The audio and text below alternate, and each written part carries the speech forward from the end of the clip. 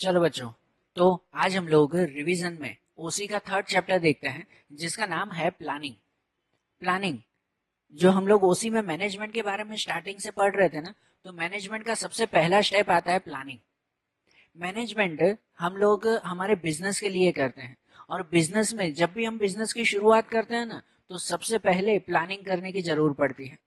कि प्लानिंग मतलब ये किया जाता है कि हमें बिजनेस में क्या करना है, कैसे करना है, कौन वो काम करेगा, कितनी हद तक करना है, कितने हद तक हमें बिजनेस चलाना है। ये सब के लिए पहले प्लानिंग करना जरूरी होती है। जब भी बिजनेस में मैनेजमेंट करो तो प्लानिंग ही सबसे पहले जरूरी है। जब प्रॉपर प्लानिंग होगी तो ही फिर बाकी के सब फंक्शन हो पाएंगे। प्लानिंग के बिना जो मैनेजमेंट के दूसरे फंक्शंस हैं वो कोई फंक्शन जरूरी नहीं है। अगर प्लानिंग ही नहीं होगी तो बाकी के सब फंक्शंस भी कोई काम के नहीं है। तो इसी वजह से बिजनेस में प्लानिंग सबसे ज्यादा जरूरी है। प्लानिंग का सिंपल मीनिंग ये कहते हैं ना कि consideration of matters like who will do. वो मैटर्स नक्की करना कि हु विल डू, कौन काम करेगा, व्हाट टाइप ऑफ वर्क, कौन सा काम करेगा, हाउ कैसे काम करेगा, व्हेन मतलब कब करेगा, एंड टू व्हाट एक्सटेंड और कितनी हद तक काम करेगा, कितना काम करेगा। इन सब के लिए पहले से ही सोच के रखना तो उसे प्लानिंग कहते हैं। हम भी जब अपना अगर नया बिजनेस शुरू करते हैं तो पहले सोचते हैं ना कि यार बिजनेस में काम करना क्या है, फिर उसके लिए कितने लोगों की जरूरत पड़ेगी, कौन क्या क्या काम करेगा, कितने टाइम तक काम करेंगे। ये सब पहले ही सोचना पड़ता है, उसे ही तो प्लानिंग कहते हैं। प्लानिंग कहते हैं ना, task of planning is choosing. Planning means कि भाई चूज करना मतलब सिलेक्ट करना।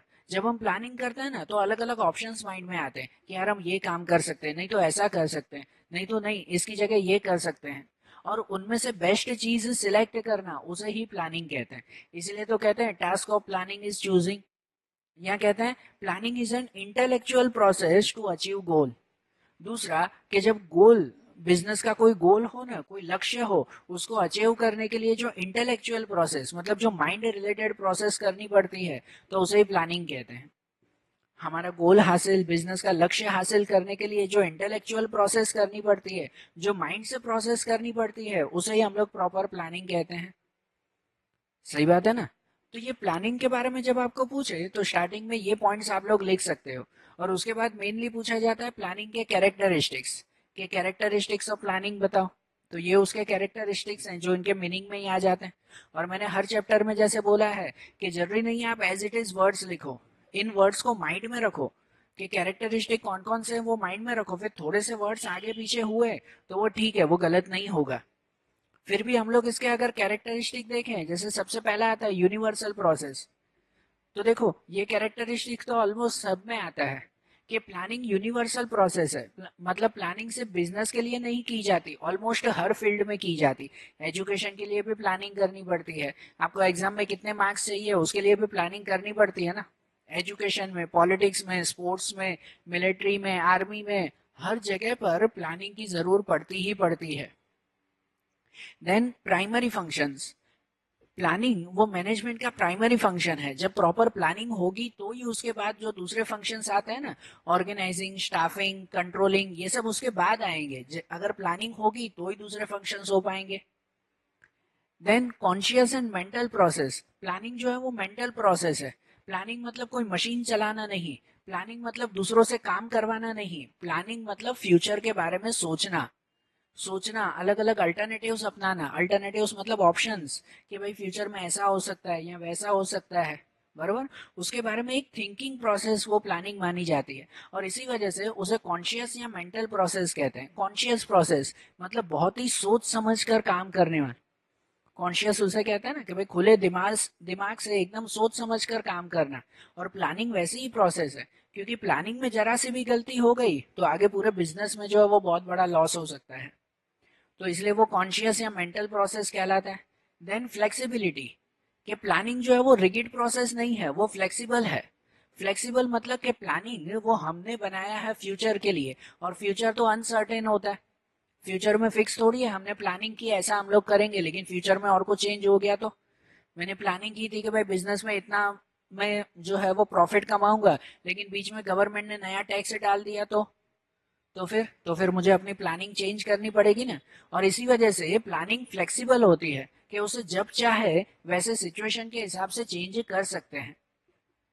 देन प्रिसाइज, कि प्लानिंग हमेशा प्रिसाइज होनी चाहिए, मतलब परफेक्ट होनी चाहिए। प्लानिंग में कोई भी तरह की मिस्टेक अलाउड नहीं की जाती, क्योंकि अगर प्लानिंग में जरा सी भी मिस्टेक हो गई तो वो आगे पूरे बिजनेस को जो है वो लॉस होगा। बरोबर ना, पूरे बिजनेस के लिए बहुत बड़ा नुकसान हो जाएगा। क्योंकि अगर प्लानिंग ही गलत होगी तो उसके बाद ऑर्गेनाइजिंग, उसके बाद स्टाफिंग, फिर कंट्रोलिंग या जो भी प्रोसेस है वो सभी प्रोसेस गलत हो जाएगी, सब में फॉल्ट आएगा अगर प्लानिंग में फॉल्ट आया तो। इसी वजह से प्लानिंग हमेशा प्रिसाइज होनी चाहिए। Then forecasting is essential. Planning में फॉरकास्टिंग करनी पड़ती है। फॉरकास्टिंग मतलब भविष्य का अंदाजा लगाना पड़ता है। हम लोग कहते हैं ना, भविष्यवाणी करनी पड़ती है कि भाई ऐसा भी हो सकता है या वैसा भी हो सकता है। मुझे बिजनेस में प्रॉफिट कमाना है ना, तो दिवाली के टाइमिंग में जो है वो सेल ज्यादा होती है, तो मैं उस टाइम पे प्रॉफिट कमा सकता हूँ। तो ऐसे फ्यूचर के बारे में कुछ ना कुछ फॉरकास्ट करना पड़ता है कि यार इस साल के एंड में जो बजट आएगा या साल की शुरुआत में नए साल में जो बजट आएगा, तो उस बजट में गवर्नमेंट ये नई पॉलिसी डाल सकती है, तो मैं पहले से ही प्लानिंग करके रखूंगा। बरोबर। तो इसके लिए फ्यूचर के लिए फॉरकास्टिंग करना प्लानिंग में बहुत जरूरी है, तो ही आपका बिजनेस सक्सेसफुल हो सकता है। Then list of alternatives. Planning के लिए हमेशा अल्टरनेटिव की लिस्ट बना के रखो। अल्टरनेटिव्स मतलब अलग अलग तरह के ऑप्शंस। आपको जो भी एक्टिविटी करनी है उसमें अलग अलग तरह के ऑप्शंस वो पहले ही बना के रखने चाहिए, उसे कहते हैं लिस्ट ऑफ अल्टरनेटिव्स। कि जैसे अगर मुझे सेल करनी है या सेल बढ़ानी है, सेल नहीं हो रही है, तो मैं सेल कैसे बढ़ा सकता हूँ? एडवर्टाइजमेंट करूँ, या फिर जो है वो सेल रखूँ, डिस्काउंट दूं, बरोबर, या एक के ऊपर एक फ्री रखूँ, या तो फ्री सैंपल बांटूं। सेल कैसे बढ़ाऊं? या तो पर्सनल सेलिंग, घर घर जाके भेजूं। तो ये अलग अलग अल्टरनेटिव्स हैं। मुझे इंक्रीज सेल ही करना है, लेकिन उसके लिए अलग अलग ऑप्शंस है ना। अल्टरनेटिव मतलब ऑप्शंस। तो हमेशा प्लानिंग के लिए अल्टरनेटिव्स की लिस्ट, ऑप्शंस की लिस्ट होनी चाहिए हर फंक्शन में। और सिचुएशन के हिसाब से जो बेस्ट उसमें से हो वो बेस्ट सिलेक्ट करना चाहिए। इसलिए तो कहते हैं ना, task of planning is choosing. कि प्लानिंग मतलब चूज करना, सिलेक्ट करना, क्योंकि उसमें हर चीज में अलग अलग अल्टरनेटिव्स होते हैं और उनमें से बेस्ट हमें चूज करना होता है। Then concern with future. कि प्लानिंग जो है वो फ्यूचर के लिए की जाती है, प्रेजेंट के लिए नहीं। कि भाई अभी मुझे क्या करना है, उसके लिए प्लानिंग नहीं, उसके लिए तो एक्शन होता है कि चलो अभी के अभी ये करना है मुझे। लेकिन कल मुझे क्या करना है, उसके लिए आज सोचना, उसे ही प्रॉपर प्लानिंग कहते हैं। कि यार कल मुझे इतना काम पूरा करना है, आपकी पढ़ाई के लिए कल मुझे इतना चैप्टर्स कंप्लीट करने हैं, इतनी लर्निंग तो करनी ही है। तो वो फ्यूचर के लिए हमेशा प्लानिंग होती है। प्लानिंग प्रेजेंट के लिए नहीं होती। प्रेजेंट के लिए तो एक्शंस लिए जाते हैं। बराबर। So concern with future. Then continuous process. Planning continuous process है। ऐसे नहीं कि जब बिजनेस शुरू हुआ एक बार प्लानिंग की और खत्म। नहीं, प्लानिंग के लिए जनरली पहले गोल बनाया जाता है, एक लक्ष्य बनाया जाता है। जब एक लक्ष्य हासिल हो जाए तो फिर दूसरी चीज की प्लानिंग की जाती है। बरोबर ना। और बीच में भी अगर कभी जो है वो प्लानिंग में कुछ चेंज करना पड़े, तो हमने बताया ना कि प्लानिंग फ्लेक्सिबल होती है, तो उसे सिचुएशन के हिसाब से चेंज करना पड़ता है। इसलिए वो कंटिन्यूस प्रोसेस है, कोई वन टाइम प्रोसेस नहीं है वो। Then objective oriented activity. Planning objective oriented activity है। ऑब्जेक्टिव मतलब गोल ओरिएंटेड, ठीक है ना, कि वो लक्ष्य के आधारित पद्धति है। Objective oriented activity. अगर बिजनेस में कोई ऑब्जेक्टिव होगा, कोई गोल होगा, कोई लक्ष्य होगा, तो ही उसके लिए प्लानिंग कर पाएंगे।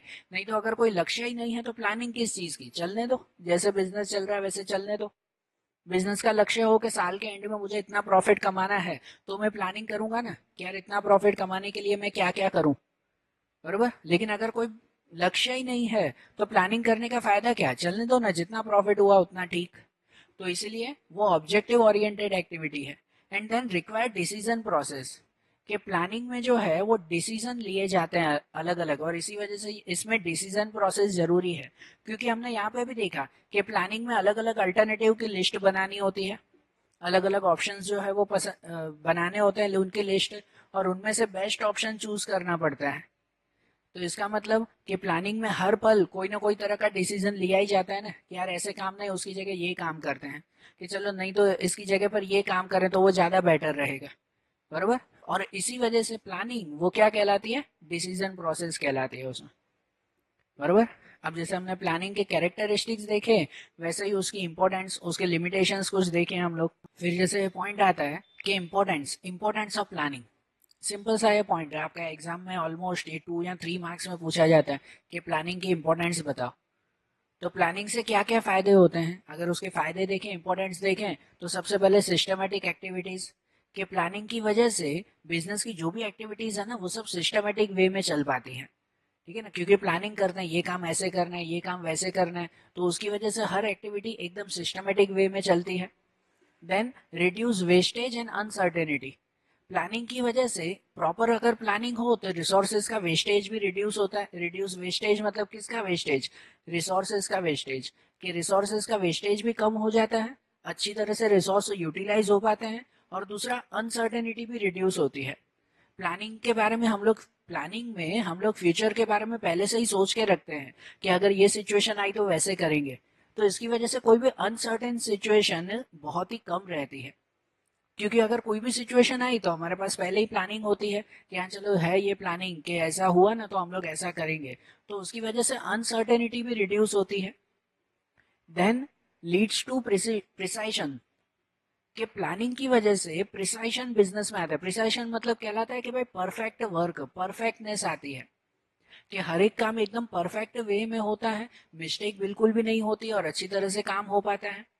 Then accomplishment of goal, planning की वजह से ही हमारे गोल, हमारे objective time to time accomplish हो पाते हैं, मतलब टाइम टू टाइम पूरे हो पाते हैं। बराबर ना, जो भी हमने गोल किया हो अगर उसके बारे में प्रॉपर प्लानिंग की है तो ही वो गोल टाइम टू टाइम पूरा हो पाएगा। Then smoothness in other functions, planning की वजह से मैनेजमेंट के जो दूसरे फंक्शंस हैं, अदर मैनेजरियल एक्टिविटीज हैं या अदर मैनेजरियल फंक्शंस हैं, जैसे कि ऑर्गेनाइजिंग, स्टाफिंग, कंट्रोलिंग या दूसरे जो भी फंक्शंस ये आते हैं, तो बाकी के सब फंक्शंस भी एकदम स्मूथ चल पाते हैं, क्योंकि प्लानिंग अच्छी तरह से होती है। प्लानिंग अच्छी तरह से होती है तो ही हम लोग ऑर्गेनाइजिंग भी कर पाते हैं कि हाँ चलो ये काम इस तरह से करना है, या स्टाफिंग भी वैसे हो पाएगी, तो बाकी के सब फंक्शंस भी एकदम स्मूथ चलते हैं। देन इंक्रीज कोऑपरेशन, प्लानिंग की वजह से एम्प्लॉयज और ऑनर उनके बीच में कोऑपरेशन बना रहता है, और इवन दो या दो से ज्यादा एम्प्लॉयज के बीच में भी हमेशा कोऑपरेशन रहता है, वो मिलजुल के काम करते हैं। क्योंकि पहले ही प्लानिंग होती है ना तो फिक्स होता है ये काम ये संभालेगा, ये काम ये संभालेगा, तो जिसकी वजह से उनमें कोऑपरेशन बना रहता है, कोई भी एक दूसरे से झगड़ते या लड़ते नहीं है। देन इफेक्टिव कंट्रोल, प्लानिंग की वजह से कंट्रोल भी इफेक्टिव हो पाता है। जब हम प्लानिंग करते हैं ये काम इस तरह से होना चाहिए, तो अगर वो काम उस तरह से ना हो तो हम उसके ऊपर कंट्रोल कर सकते हैं ना, हम अपने एम्प्लॉयज को कह सकते हैं ना कि ये क्यों नहीं हो रहा है ऐसा, उसको इस तरह से बनाओ। बराबर, अगर प्लानिंग होगी तो ही कंट्रोल कर पाएंगे ना, प्लानिंग ही ना होगी तो कंट्रोल कैसे करेंगे, जब प्लानिंग ही नहीं है, जैसे काम करना है वैसे करो, तो कोई जैसे भी काम करे उसके ऊपर कंट्रोल करने की जरूर क्या। लेकिन प्लानिंग होगी तो ही इफेक्टिव कंट्रोल हो पाता है, ये इसका फायदा। एंड दूसरा कोऑर्डिनेट्स एक्टिविटीज, प्लानिंग की वजह से सब एक्टिविटी कोऑर्डिनेट होती है, मतलब कि भाई एक दूसरे के साथ जुड़ी रहती है, बरोबर टाइम टू टाइम एक्टिविटीज होती है, न कोई काम बाकी रह जाता है, न जो है वो कोई काम रिपीट होता है, न कोई डिले होता है। अगर प्रॉपर प्लानिंग हो तो सब काम टाइम टू टाइम होंगे, कुछ बाकी नहीं रहेगा, कोई डिले नहीं होगा, कोई एक्टिविटी रिपीट नहीं होगी। इसकी वजह से कह सकते हैं ना प्लानिंग का फायदा है कोऑर्डिनेट एक्टिविटीज। तो ये सब प्लानिंग की इंपॉर्टेंस आती है, ये सब पॉइंट से ध्यान में रखना। उसके बाद आता है प्लानिंग की लिमिटेशंस, प्लानिंग इतनी जरूरी, इतने फायदे कारक, लेकिन फिर भी प्लानिंग की कुछ लिमिटेशंस हैं। हम लोग हमेशा कहते हैं हर चीज के जितने फायदे होते हैं उतने नुकसान भी है ही, तो प्लानिंग की भी कुछ लिमिटेशंस हैं, जैसे कि अनसर्टेन फ्यूचर। प्लानिंग फ्यूचर के बारे में किया जाता है और फ्यूचर तो हमेशा अनसर्टेन रहता है। आप कितनी भी प्लानिंग करो, फ्यूचर में कुछ नई चीज आ गई तो हमारी पूरी प्लानिंग वैसी की वैसे रह जाती है। बरोबर ना, तो इसकी वजह से प्लानिंग में इतनी मेहनत करो लेकिन फ्यूचर तो अनसर्टेन होता है हमेशा, तो प्लानिंग कभी भी जो है वो परफेक्ट नहीं हो पाती अगर कोई सडन सिचुएशन आ जाए तो। जैसे कि ये प्रेजेंट कोरोना की सिचुएशन आप सबको पता है, न जाने कितने बिजनेस में, न जाने कितने लोगों ने क्या क्या प्लानिंग की थी पहले कि हम ऐसा करेंगे वैसा करेंगे, और सडनली ऐसा लॉकडाउन हो जाए तो फिर कौन सी प्लानिंग काम में आएगी, आपको तो चुपचाप घर पे बैठे रहना है। बरोबर ना, सब प्लानिंग जो है वो साइड में। तो इसीलिए कहते हैं कि भाई प्लानिंग की लिमिटेशन है अनसर्टेन फ्यूचर, फ्यूचर अनसर्टेन है, कब क्या सिचुएशन आ जाए कुछ पता नहीं चलता और पूरी प्लानिंग बेकार हो सकती है। देन एक्सपेंसिव प्रोसेस, पता है प्लानिंग एक्सपेंसिव प्रोसेस है, क्योंकि प्लानिंग जो है वो जनरली ऑनर खुद नहीं करता, कि भाई उसके पास जो है वो सपोज इतना स्किल, इतना टैलेंट ना हो या इतनी नॉलेज ना हो, तो प्लानिंग के लिए एक्सपर्ट लोगों को बुलाया जाता है, उसके ऊपर जो है वो टाइम जाता है, बरोबर, उसे एक्स्ट्रा फीस देनी पड़ती है, प्लानिंग के लिए अलग अलग इंफॉर्मेशन कलेक्ट करनी पड़ती है, रिसर्च करना पड़ता है, तो उसके लिए अलग खर्चा होता है। इसकी वजह से कहते हैं प्लानिंग एक्सपेंसिव प्रोसेस है। देन टाइम कंज्यूमिंग, ये टाइम कंज्यूमिंग प्रोसेस है। प्लानिंग, आप लोगों को पता है कि प्लानिंग परफेक्ट होनी चाहिए। जरा सी भी प्लानिंग में मिस्टेक हो गई तो मतलब पूरे आगे बिजनेस में नुकसान होगा हमारा। और प्लानिंग को परफेक्ट बनाने के लिए उसमें टाइम देना पड़ता है, बरोबर। उसमें टाइम देना पड़ता है कि यार मैं परफेक्ट प्लानिंग करूं कि जिससे मेरा बिजनेस जो है वो आगे बढ़ सके। और इसकी वजह से प्लानिंग बहुत ही टाइम कंज्यूमिंग होता है। आपको पूरे साल की प्लानिंग करनी है तो पूरे साल की प्लानिंग के लिए कम से कम 1 महीना तो पहले आपको प्लानिंग करनी पड़ेगी, उसके बाद आपका पूरा साल शुरू हो सकता है। सही बात है कि नहीं? और इसी वजह से कहते हैं कि वो टाइम कंज्यूमिंग है। देन इररिलेवेंट, इररिलेवेंट का मतलब ये कहते हैं कि भाई जैसे जो हमने पहले पढ़ा अनसर्टेनिटी, हम लोग प्लानिंग में फ्यूचर के बारे में फॉरकास्ट करते हैं, बरोबर। फॉरकास्ट मतलब जैसे भविष्यवाणी करते हैं, जैसे पहले हमने समझा कि भाई शायद फ्यूचर में ऐसा हो सकता है या शायद वैसे हो सकता है। तो हम लोगों की वो सिर्फ भविष्यवाणी होती है, सच में वैसा होगा वो कोई सर्टेनिटी नहीं है, अनसर्टेन है, या कहते हैं इररिलेवेंट है। प्लानिंग इररिलेवेंट है क्योंकि हम कुछ भी सोचें, हो सकता है फ्यूचर में जो है वो कुछ अलग हो जाए या हमारी सोच गलत हो जाए। तो हमारी सोच हमेशा सही होगी ऐसा कुछ फिक्स नहीं है, इसी वजह से प्लानिंग इररिलेवेंट कहलाता है। Then tends towards rigidity, planning की वजह से कितनी बार बिजनेस में रिगिडिटी आ जाती है। रिगिडिटी मतलब कहते हैं कि भाई एक ही तरह से जो है वो चलते रहना, कोई फ्लेक्सिबल ना होना, चेंज ना कर सकना। जैसे हमने देखा प्लानिंग एक्सपेंसिव है, टाइम कंज्यूमिंग है, तो हमने इतना खर्चा करके इतना टाइम बिगाड़ कर इतनी बड़ी प्लानिंग की, अब सडनली हमने जैसे प्लानिंग की, अभी प्लानिंग किए हुए 15 दिन ही हुए हैं कि सरकार ने कोई पॉलिसी बदल दी और हमें हमें अब पूरी प्लानिंग चेंज करनी है, तो फिर से खर्चा करें, फिर से टाइम निकालें। तो कितनी बार बिजनेसमैन क्या करते हैं कि छोड़ो ना, अब फिर से प्लानिंग नहीं करनी है, चलने दो, जैसे चलना ही है। तो कितनी बार प्लानिंग में चेंज करने की जरूर होती है, लेकिन फिर भी वो रिगिड रह जाते हैं हम लोग। रिगिड मतलब एज इट इज रह जाते हैं, कोई चेंज नहीं कर पाते, क्योंकि फिर से कौन खर्चा करे, फिर से कौन टाइम निकाले उसमें। तो इसकी वजह से, प्लानिंग की वजह से कितनी बार बिजनेस में जो है वो टेंड्स टुवर्ड्स रिगिडिटी, मतलब बिजनेस रिगिडिटी की तरफ मुड़ जाता है कि हम चाहकर भी बिजनेस में कुछ चेंजेस नहीं कर पाते, भाई सेम टू सेम ही रहने देते हैं फिर। Then uncertainties of external factors, planning जो है वो जनरली इंटरनल फैक्टर्स के लिए, तो बिजनेस के इंटरनल फैक्टर्स के लिए प्रॉपर की जाती है, लेकिन एक्सटर्नल फैक्टर्स तो हमेशा अनसर्टेन होते हैं ना। बाहर के फैक्टर्स, उनकी अनसर्टेनिटी ज्यादा होती है, उसके बारे में कितनी भी प्लानिंग करो वो कुछ ना कुछ अलग ही हो जाता है। जो मैंने अभी बताया कि हमने कितनी भी प्लानिंग की है, लेकिन बाहर बाहर से कुछ नया चेंज आ गया, बाहर से जैसे ये कोरोना आ गया, लॉकडाउन हो गया, तो कौन सी प्लानिंग फिर काम आएगी उसमें। सही बात है ना? तो इसीलिए इसमें एक्सटर्नल फैक्टर्स की अनसर्टेनिटी ज्यादा होती है।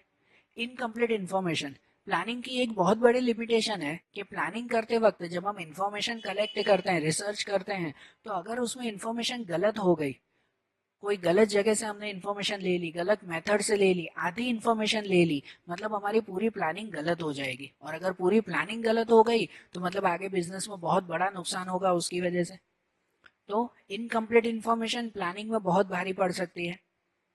देन है रेस्ट्रिक्शन ऑन क्रिएटिविटी, प्लानिंग की वजह से कोई एम्प्लॉयज होते हैं, कोई दूसरे मैनेजर्स हुए, उनमें कोई क्रिएटिविटी हो, कोई नई आइडिया हो ना, तो उसमें जो है उन्हें सपोर्ट नहीं मिलता, उनके ऊपर रेस्ट्रिक्शन लग जाता है, बंधन लग जाता है।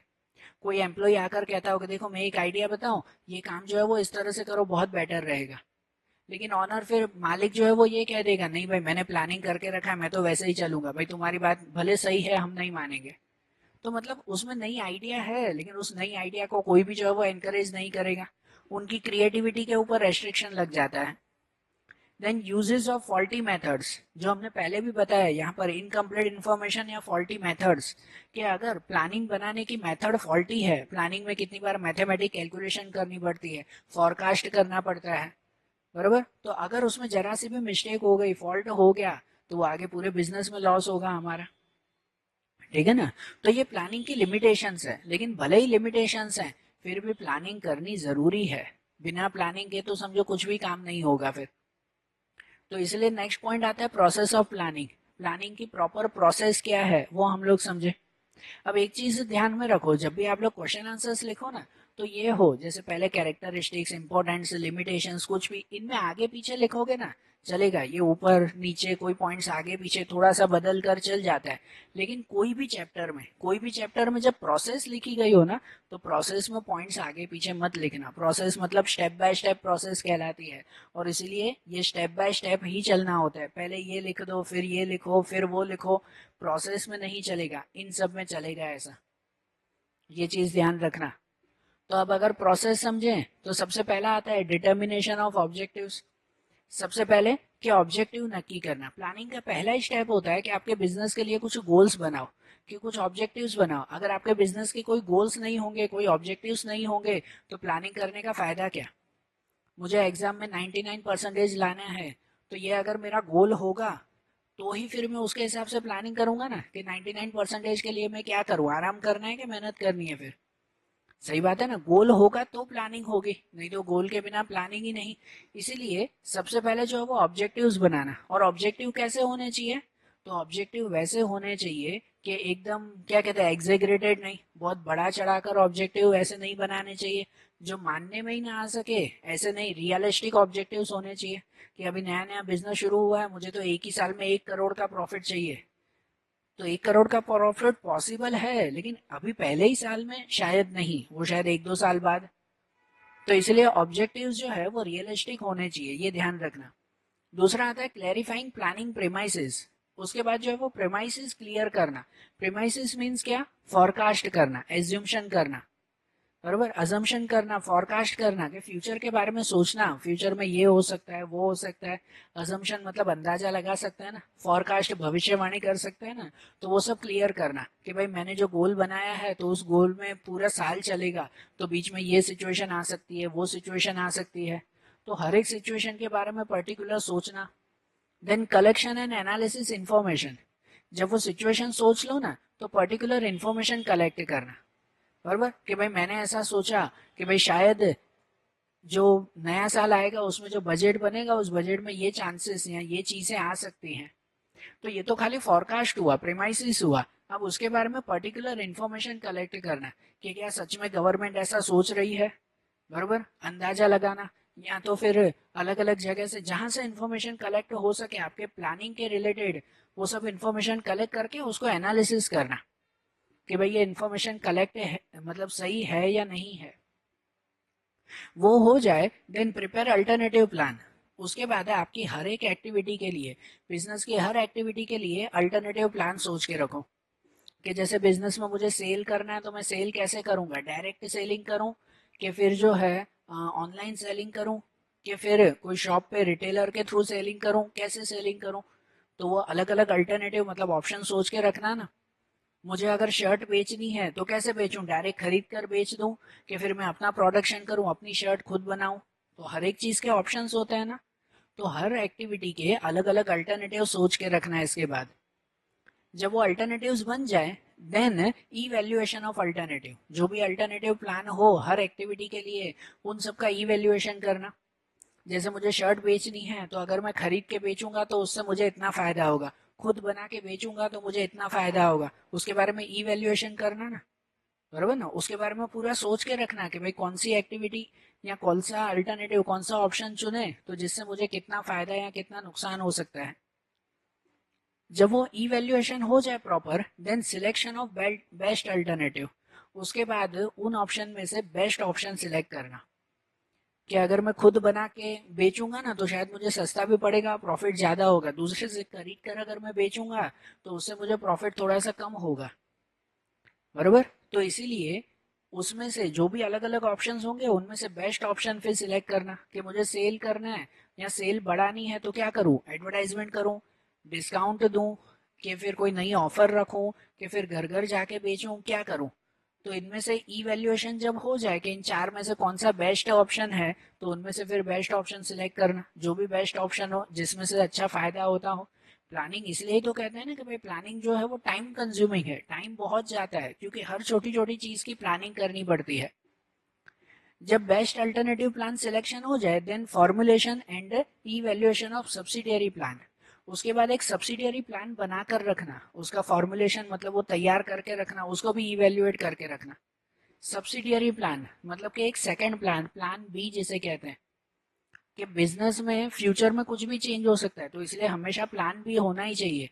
कि भाई जैसे अगर मैं खुद शर्ट बना के बेच रहा हूँ तो वो ठीक है, चलो मैं ऐसे ही करूंगा, लेकिन बाय चांस बिजनेस में जो है वो कोई फैक्ट्री में मशीन खराब हो जाए और कुछ तकलीफ हो जाए, या फिर क्या मैं शर्ट बेचना बंद कर दूं? नहीं, उस वक्त मेरे लिए सब्सिडियरी प्लान है कि अगर बाय चांस अचानक मशीन खराब हो गई और कुछ प्रॉब्लम हो गई, फैक्ट्री में आग लग गई, तो बिजनेस बंद नहीं करूंगा, तब उस वक्त थोड़े टाइम के लिए मैं दूसरे से शर्ट लाकर बेचूंगा।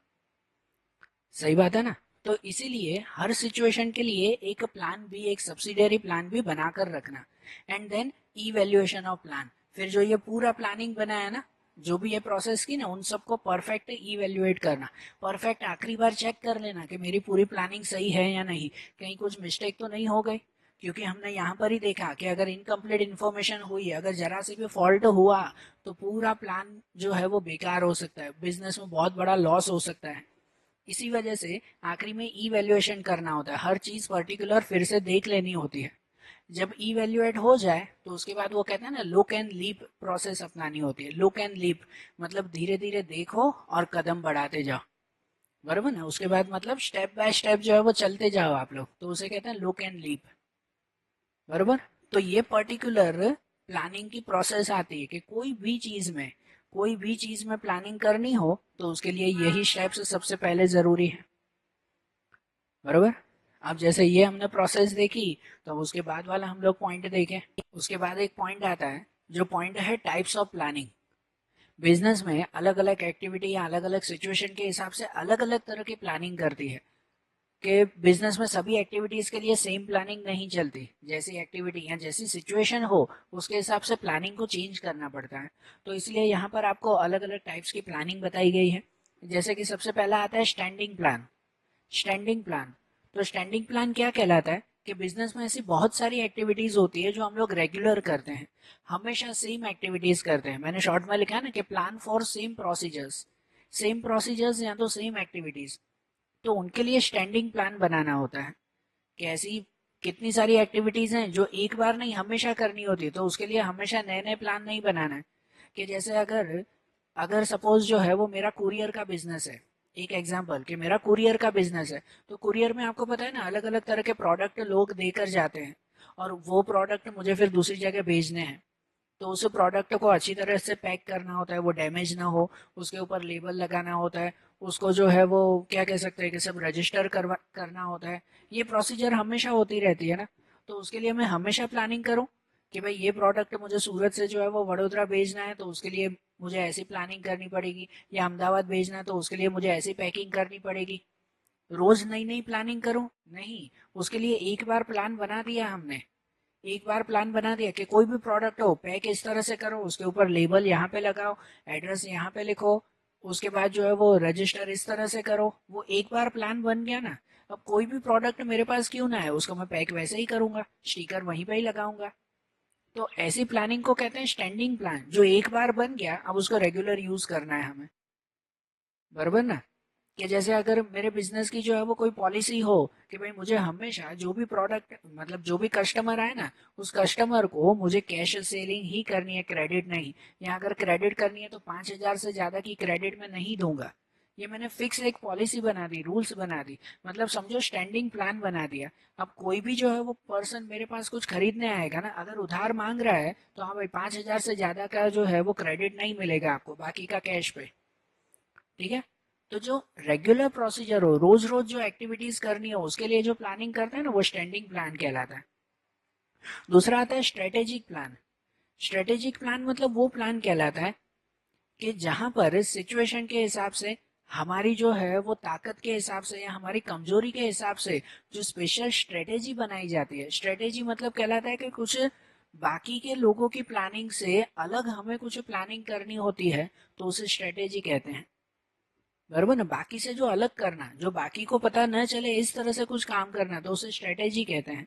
आप लोगों को ध्यान होगा कि स्पोर्ट्स में स्ट्रेटेजी कितनी यूज होती है, कि अपनी जो है वो ताकत, कि नहीं भाई मुझे पता है कि कोई अगर क्रिकेटर हो तो उस क्रिकेटर को पता है कि भाई मैं जो है वो बैट्समैन मैं बैटिंग इस तरह से अच्छी करूंगा, तो ये उसकी स्ट्रेटेजी है, वो उसके ऊपर ज्यादा काम करेगा कि कोई कैसा भी बॉल क्यों नहीं डाले, मैं उस तरह से जो है वो बैटिंग ही करूंगा तो मैं अच्छी तरह से खेल सकता हूँ। ये उसकी स्ट्रेटेजी है, उसकी तरह बाकी सब नहीं कर सकते। तो जो अपने लिए स्पेशल प्लान बनाना हो ना, उसे स्ट्रेटेजिक प्लान कहते हैं। मतलब कहते हैं according to strength and drawbacks. हर बिजनेसमैन को अपनी स्ट्रेंथ, अपनी ताकत या अपने ड्रॉबैक्स, अपनी कमजोरी पता होती है। तो अपनी ताकत और कमजोरी के हिसाब से जो वो स्पेशल प्लान बनाता है ना, तो उसे स्ट्रेटेजिक प्लान कहते हैं। कि जनरली ऐसा होता है, एक एग्जांपल जो मैं इसमें हमेशा देता हूँ, कितने सारे बिजनेसमैन होते हैं जो सुबह 10-11 बजे के बाद जो है वो अपनी शॉप खोलते हैं, बराबर ना, अपनी जो है वो दुकान फिर वो शुरू करते हैं 10-11 बजे के बाद। उसके बाद फिर थोड़ी साफ सफाई करेंगे, जस्ट एग्जांपल दे रहा हूँ कि भाई साफ सफाई करेंगे, या उसके बाद फिर जो है वो कुछ शुरू करेंगे। फिर धीरे धीरे उनकी शॉप जो है वो रेगुलर होगी, बराबर। और रात को जो है वो 8-10 बजे तक चलेगा, ठीक है। लेकिन कोई पर्सन ऐसा हो कि जिसे पता हो कि यार मुझे जो है मेरी सुबह नींद जल्दी उठ खुल जाती है, तो जो काम लोग शाम को या दिन के बाद करते हैं, वो इंसान वही काम जो है वो सुबह जल्दी उठकर काम पूरा कर लेता है। जो लोग 10 बजे दुकान खोलते हैं, भाई उसे पता है कि मैं सुबह 6 बजे भी दुकान खोल सकता हूँ, तो वो 6 बजे भी दुकान खोल लेगा। और लोग जब तक 10 बजे तक दुकान खोलेंगे, उसका आधा काम पूरा हो चुका होगा, बरोबर। तो इसे कहते हैं स्पेशल प्लान। भाई उसकी ताकत है, उसकी ताकत है कि वो सुबह जल्दी उठ सकता है, तो उसने अपने हिसाब से स्ट्रेटेजी बनाई। ये स्ट्रेटेजिक प्लान कहते हैं, स्पेशल प्लान। दूसरा आता है टेक्टिकल प्लान। टेक्टिकल प्लान मतलब वो कहलाता है कि जनरली बिजनेस का जो पूरा बड़ा प्लान हो ना, पूरे साल का प्लान हो ना, तो उस पूरे साल के प्लान को अलग अलग छोटे छोटे प्लान्स में डिवाइड कर देना, तो उसे टेक्टिकल प्लान कहते हैं। कि मेरे बिजनेस का प्लान है कि मुझे पूरे साल में जो है वो 1 लाख रुपए कमाने हैं, बरोबर। तो उसके हिसाब से हर 3-3 महीने का प्लान मैं बना सकता हूँ ना, कि हर 3 महीने में मैं 25,000 का प्रॉफिट करूंगा। तो हर 3 महीने में 25,000 का प्रॉफिट होगा, तो पूरे साल के एंड में 1 लाख का प्रॉफिट हो जाएगा मेरा, बरोबर। तो इसलिए टेक्टिकल प्लान कहलाता है short term plan by middle level of management. Generally middle level of management जो कहलाते हैं, टॉप लेवल नहीं, मिडल लेवल। टॉप लेवल जो होता है ना, वो जनरली पूरे साल का प्लान बनाते हैं। लेकिन उनके अकॉर्डिंग फिर मिडल लेवल के मैनेजमेंट उस प्लान को तोड़कर 2-2 महीने, 3-3 महीने, 4-4 महीने का जो है वो प्लान बना देते हैं। तो उसे कहते हैं टैक्टिकल प्लानिंग, बरोबर। पूरे बड़े प्लान के छोटे छोटे प्लान्स बना देना। आपको भी जैसे भाई मुझे साल के एंड में इतने परसेंटेज लाने हैं, तो अब अगर अगर आपने साल से शुरुआत में किया हो कि हर 3-3 महीने में मैं इतना इतना प्लानिंग करूंगा, तो साल के एंड में पूरा हो जाएगा मेरा, तो उसे टेक्टिकल प्लान कहते हैं, बरोबर। फिर टेक्टिकल प्लान के बाद दूसरा आता है, वो आता है operational plan. Operational plan similar to tactical plan, वो टैक्टिकल प्लान की तरह ही है। कोई बड़े प्लान को जो है वो छोटे प्लान्स में डिवाइड कर देना, वो भी मिडिल लेवल के मैनेजमेंट के थ्रू ही। कोई बड़ा पूरे साल का प्लान हो तो उसे 3-3 महीने, 2-2 महीने, 4-4 महीने के प्लान में डिवाइड कर देना।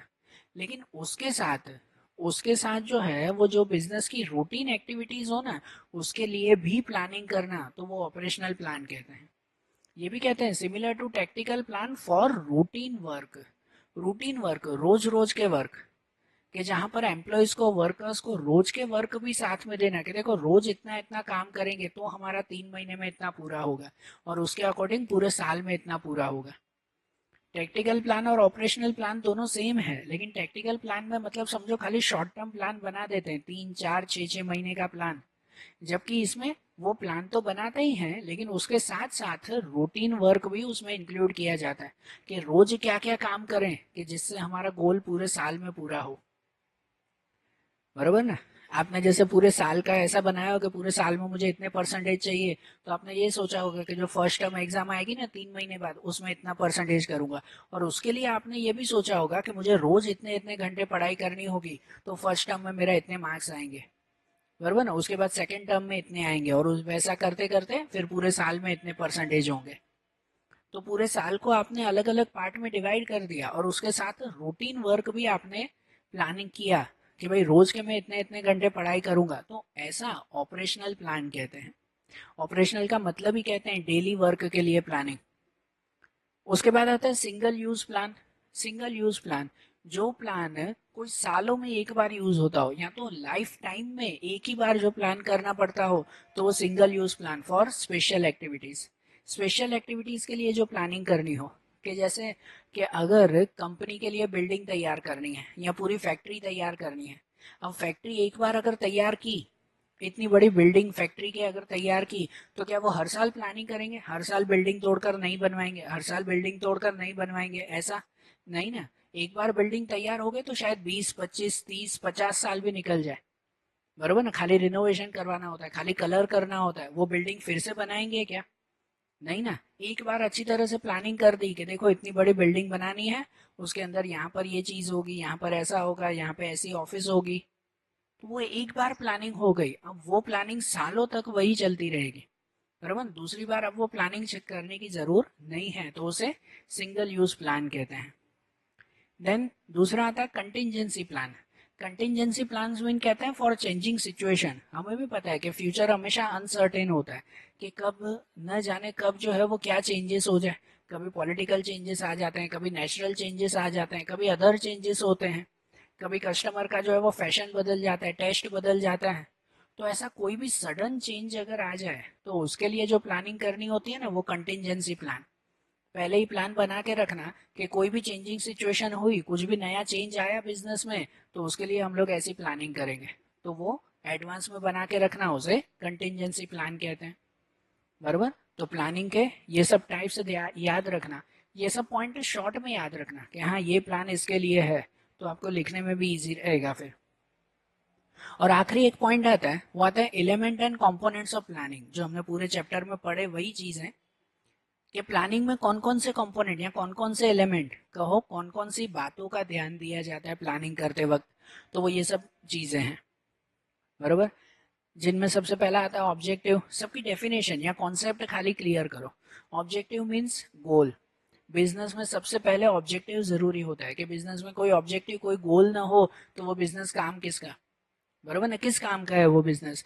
के ऑब्जेक्टिव सबसे पहले जरूरी है, कि उसके अकॉर्डिंग ही प्लानिंग करनी होती है। और ऑब्जेक्टिव भी कैसा होना चाहिए, तो वो रियलिस्टिक होना चाहिए, मानने में आए वैसा होना चाहिए, बरोबर ना। मन गढ़ंत नहीं होना चाहिए कि भाई आपने तो बहुत बड़ा गोल बना लिया, जैसे हमने पहले भी बात की थी वैसे। तो प्लानिंग में सबसे पहले ऑब्जेक्टिव जरूरी होता है। दूसरा उसका एलिमेंट आता है, वो आता है स्ट्रेटेजी। प्लानिंग के लिए कितनी बार स्पेशल स्ट्रेटेजी अपनानी होती है, मैंने यहाँ पर बताया ना स्ट्रेटेजी। तो स्ट्रेटेजी का मतलब होता है कि कोई स्पेशल चीज, कोई स्पेशल एक्टिविटीज बनाना अपने स्ट्रेंथ या ड्रॉबैक्स के अकॉर्डिंग, अपने स्ट्रेंथ या ड्रॉबैक्स के हिसाब से कुछ स्पेशल प्लानिंग करना, तो उसे कहते हैं स्ट्रेटेजी, बरोबर ना। कि कुछ ऐसी प्लानिंग जो हम किसी को नहीं बताते, चुपचाप आप खुद प्लानिंग कर रहे हैं, खुद उस तरह से काम कर रहे हैं, और जब रिजल्ट आएगा ना, तब वो रिजल्ट सबको बताएंगे कि देखो मैंने ऐसे काम करके दिखाया, बरोबर। कि जैसे आप लोगों को भी पता है कितनी बार स्टूडेंट जो है वो ऐसी स्ट्रेटेजी अपनाते हैं कि यार चलो भले ही बाकी सब जो है वो ये फेसबुक इंस्टाग्राम में बाकी सब पे अपना टाइम बिगाड़ते हो, नहीं मैं मोबाइल साइड में रखकर रोज जो है वो 10 घंटे पढ़ाई करूंगा, बरोबर। ये उसकी स्पेशल स्ट्रेटेजी हो गई कि मैं किसी को नहीं बताऊंगा, चुपचाप एक कमरे में बैठकर पढ़ाई करूंगा, जब रिजल्ट आएगा ना तब दिखाऊंगा कि देखो मैंने क्या किया, बरोबर। तो इसे कहते हैं स्पेशल स्ट्रेटेजी, जो बिजनेस में या प्लानिंग में बहुत जरूरी है। उसके बाद पॉलिसी। पॉलिसी कहलाती है कि special rules for any activities. अलग अलग एक्टिविटीज के लिए जो कुछ रूल्स बनाने होते हैं, या बिजनेस में जो भी आप काम कर रहे हो, बिजनेस में जो भी वर्किंग करनी हो शायद फ्यूचर में, उसके लिए जो रूल्स बनाने हो ना, तो वो पॉलिसी। कि जैसे बिजनेस की पॉलिसी भी हो कि हम लोग हमेशा कैश सेल करेंगे, क्रेडिट सेल नहीं होगी, बरोबर ना। क्रेडिट पे किसी को नहीं बेचेंगे, कैश पे ही बेचेंगे, तो ये बिजनेस की पॉलिसी हो गई ना। कि अगर हम लोग प्रोडक्ट बनाएंगे तो इतनी क्वालिटी का ही बनेंगे, इससे कम क्वालिटी तो कभी नहीं होनी चाहिए। क्वालिटी को बढ़ाने की कोशिश करेंगे, क्वालिटी कम नहीं होनी चाहिए। तो ये पॉलिसी हो गई, ये रूल्स हो गया। रूल्स फॉर एक्टिविटी, लोगों के लिए रूल्स नहीं, अलग अलग एक्टिविटी के लिए जो रूल्स बनाते हैं, बिजनेस के लिए रूल्स, तो वो पॉलिसी कहलाती है। उसके बाद मेथड एंड प्रोसीजर्स।